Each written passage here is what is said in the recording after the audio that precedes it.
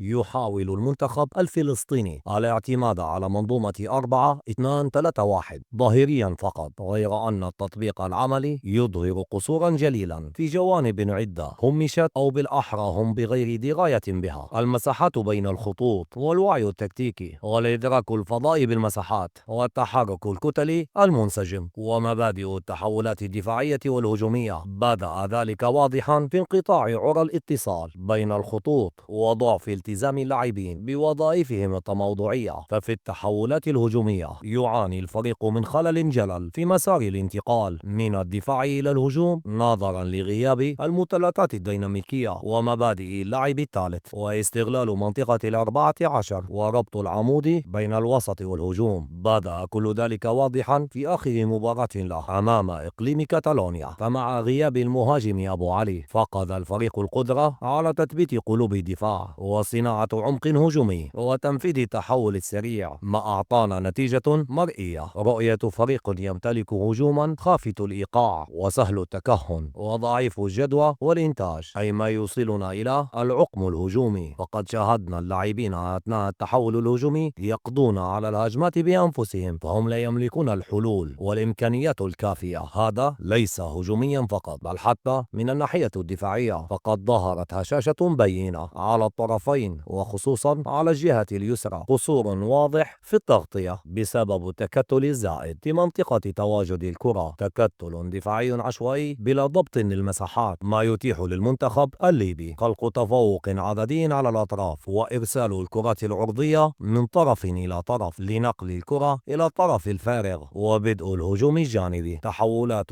قطرية طويلة ستجعل أجنحة وأظهرة المنتخب الليبي في عملية هجوم سلسة، مساحات فارغة دون أي رقابة. وفي تحولاته الدفاعية ينهار المنتخب الفلسطيني بعد فقدانه للكرة، ضغط فوري ضعيف وهيكل الضغط العكسي معدوم وفقدان للتنظيم وتأخر في الارتداد. كل ذلك يمنح المنتخب الليبي أثناء افتكاكه للكرة وبدء هجمة عكسية مواجهة دفاع هش وغير منظم. لذلك ما أوصي به عند امتلاك الكرة تدوير أفقي سريع من طرف إلى طرف لضمان تأخر الكتلة الفلسطينية على اللحاق بالكرة وبدء الهجمة من الطرف الفارغ، استهداف الأطراف عبر التحويل القطري المرتفع. ما أقصده هنا تمريرات مرتفعة بعرض الملعب من طرف إلى طرف لنحصل على نفس النتيجة السابقة: تشغيل مبدأ السلبية الدفاعية للجناحين وتثبيتهم على خطوط التماس بمبدأ تعريض الملعب، وعند افتكاك الكرة تنفيذ انطلاقات عمودية مباشرة وكرات عمودية طويلة، أي تبني أسلوب اللعب المباشر وخصوصا من الأطراف، دون أن ننسى تطبيق أسلوب الضغط العالي. فمنتخب فلسطين يعني لاعبون لا يمتلكون الوعي التكتيكي ولا التركيز الذهني، ما يؤدي إلى كثرة الأخطاء، وهو منتخب ذو هيئة تكتيكية بلا مضمون ويعاني من ضعف شديد في التحولات الهجومية والدفاعية والصعود الجماعي والتمركز الدفاعي وإدارة المساحات. ما أقصده في هذا التحليل هو مجرد تحليل أداء ولا يعني التقليل من دولة فلسطين، فهذا في كفة وذلك في كفة أخرى. كنت معكم أنا الكابتن حمزة عمران، محلل أداء معتمد من إسبانيا وكرواتيا ومدرب معتمد من الاتحاد الأفريقي والليبي والتونسي. دمتم في حفظ وأمان الله.